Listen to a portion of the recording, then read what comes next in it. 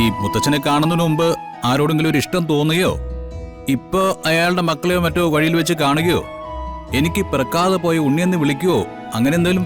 എടാ, അയ്യോ, ഇവിടെ ഒരു വടിയോ കല്ലോ ഒന്നും കിട്ടാനില്ലല്ലോ. ഇവന്റെ തല പൊട്ടിക്കാൻ.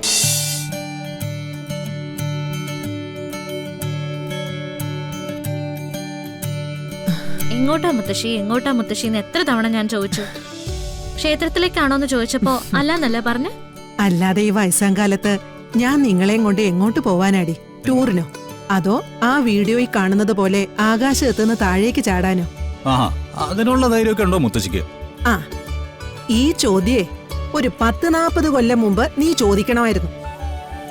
എങ്കിലും ഞാനത് കാണിച്ചു തരാമായിരുന്നു. വാ മുത്തശ്ശി, നമുക്ക് അകത്തേക്ക് പോവാം. വരട്ടെ, എല്ലാവരും വന്നിട്ട് ഒന്നിച്ചു പോവാം. എല്ലാരും? വേറെ ആരാ? ഇനി വേറെ ആരെങ്കിലും വരാനുണ്ടോ? ആ, എനിക്ക് വേണ്ടപ്പെട്ട ചില ആളുകൾ കൂടി വരാനുണ്ട്. വരാനോ? അതാരാ മുത്തശ്ശി? ഞങ്ങൾ അറിയാതെ മുത്തശ്ശിക്ക് വേണ്ടപ്പെട്ട ഒരാള്. അതൊക്കെ നിങ്ങൾ വരുമ്പോ കണ്ടാ മതി. മുത്തശ്ശി, ഞാനൊരു കാര്യം ചോദിക്കട്ടെ? എന്തുവാടാ? അത് ഈ സിനിമയിലും നോവലിലും ഒക്കെ കണ്ടിട്ടുള്ള പരിചയം വെച്ച് ചോദിക്കുക. ഈ വയസ്സാം കാലത്ത് കുരുത്തക്കേട് വല്ലതും ആണോ? കുരുത്തക്കേടോ? അല്ല, ഈ മുത്തച്ഛനെ കാണുന്നതിന് മുമ്പ് ആരോടെങ്കിലും ഒരു ഇഷ്ടം തോന്നുകയോ ഇപ്പൊ അയാളുടെ മക്കളെയോ മറ്റോ വഴിയിൽ വെച്ച് കാണുകയോ എനിക്ക് പിറക്കാതെ പോയി ഉണ്ണിയെന്ന് വിളിക്കുകയോ അങ്ങനെ എന്തെങ്കിലും? എടാ, ഇവിടെ ഒരു വടിയോ കല്ലോ ഒന്നും കിട്ടാനില്ലല്ലോ. ഇവന്റെ തല പൊട്ടിക്കാൻ. മുത്തശ്ശിയോട് ചോദിക്കുന്ന ചോദ്യം കേട്ടോ ഇവൻ. എന്തായാലും ഇത് മോശമായിപ്പോ വരും. മുത്തശ്ശിയുടെ പെരുമാറ്റം കണ്ടല്ലോ അറിഞ്ഞൂടെ അങ്ങനെയൊന്നും ഉണ്ടാവില്ലെന്ന്. എന്തെങ്കിലും ഉണ്ടെങ്കിൽ മുത്തശ്ശി നേരിട്ടങ്ങ് പറയില്ലേ, അല്ലേ മുത്തശ്ശി? അയ്യടി, അവൻ പറഞ്ഞതിലും ഗംഭീരമായി നിന്റെ പറച്ചില്.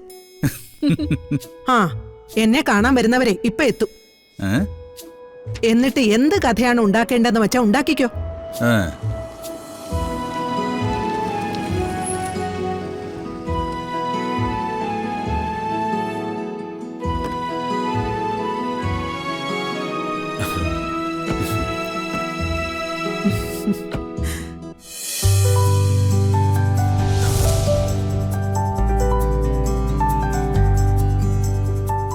ഇവരാ എന്നെ കാണാൻ വരുന്നവര്. ഇവരെ കുറിച്ച് എന്തെങ്കിലും പറയാനുണ്ടോ? എന്താ മുത്തശ്ശി? ഓ, ഇവരുടെ ഓരോ കുസൃതികള്. വേറെന്താ പറയേ? ഒന്നുമില്ലേട്ടാ, രാവിലെ മുതൽ സസ്പെൻസ് കളിക്കുക. ഒന്നിച്ചിറങ്ങണമെന്ന് പറഞ്ഞു, എവിടേക്കാണെന്ന് പറഞ്ഞില്ല. ഇവിടെ വന്നപ്പോ ആരോ ബന്ധുക്കൾ വരാനുണ്ടെന്ന് പറഞ്ഞു. ആരാണെന്ന് ചോദിച്ചിട്ട് മിണ്ടുന്നുമില്ല, അത്ര തന്നെ. അതെ, കടവും പ്രശ്നങ്ങളും ഒക്കെ ഉണ്ടെങ്കിലും രണ്ടുപേരുടെയും കുടുംബജീവിതം ഇപ്പൊ സൗഖ്യമാണല്ലോ. നിങ്ങളെ രണ്ടു കൂട്ടരെയും കൊണ്ട് നടയിലെത്താമെന്ന് ഞാൻ വാക്കു പറഞ്ഞിരുന്നു. അതിനാ വരാൻ പറഞ്ഞത്. ഏട്ടത്തി ഏട്ടനുമായിട്ട് സത്യസന്ധതയോടെ ഇങ്ങനെയൊക്കെ പോകുന്നത് കുറെ കാലത്തിന് ശേഷമാ. വരുൺ, എന്നെക്കുറിച്ച് എപ്പോഴും സൂര്യയോട് ചോദിക്കണം. സൂര്യക്കൊരു ചെറിയ പരാതി ഉണ്ടോന്ന്. ഉണ്ടാകില്ലെന്നാ എന്റെ വിശ്വാസം. പിന്നെ എല്ലാം ദൈവം തീരുമാനിക്കട്ടെ, അല്ലേ മുത്തശ്ശി? നമ്മൾ എങ്ങനെയായിരിക്കണമെന്ന് നമ്മൾ തീരുമാനിക്കണം മോളെ. അതിന് വേറെ ആരുടെയും കൂട്ടുപിടിക്കേണ്ട കാര്യമൊന്നുമില്ല. ആ, വാ.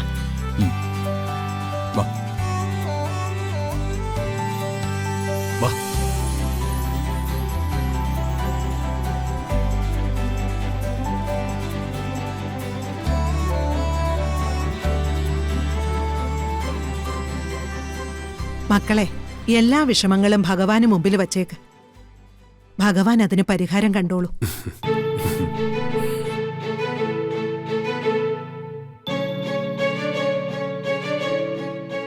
ഭഗവാനെ, ഉള്ളിൽ കത്തിയെരിയുന്നൊരു തീയായിട്ട് എൻ്റെ അമ്മയുണ്ട്.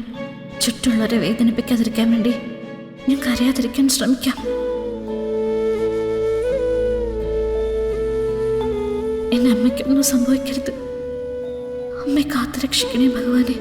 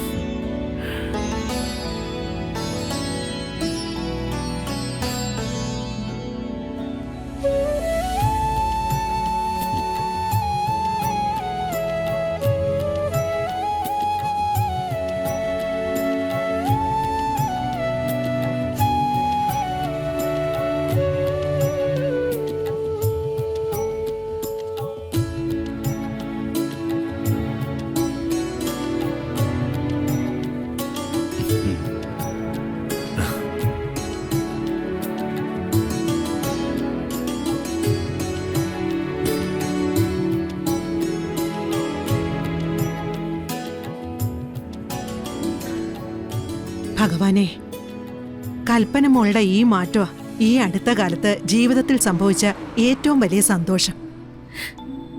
എന്നെ ഇങ്ങനെ മാറ്റിയെടുത്തത് രാധികയാ മുത്തശ്ശി. അവളുടെ വേദന ഒന്നും നോക്കാതെ അവൾ മറ്റുള്ളവരെ കുറിച്ച് ചിന്തിക്കും. അതുകൊണ്ട് അവളുടെ ചുറ്റുമുള്ളവരെ സന്തോഷത്തിലാക്കാൻ അവൾക്ക് കഴിയും. മക്കളെ, നമ്മുടെ ജീവിതത്തിൽ നടന്നത് നിസ്സാര പരീക്ഷണങ്ങളൊന്നുമല്ല. അതിനെയൊക്കെ നേരിടാൻ എന്താ മാർഗമെന്ന് ചോദിച്ച ഈ ഉത്തരങ്ങൾ തന്നെയാ.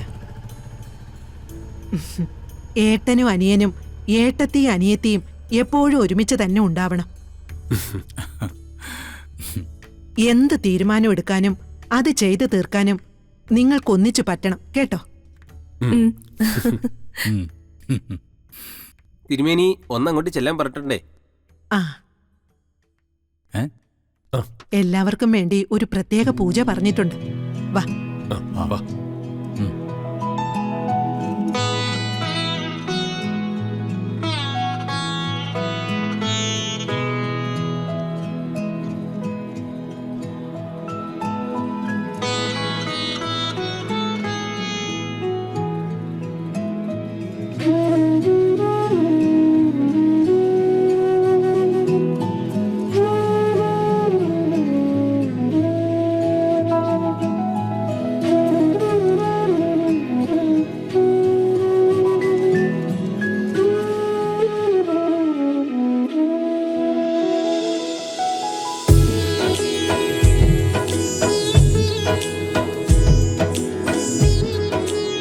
രണ്ടു കൂട്ടരും ഇങ്ങോട്ടിരിക്കുക.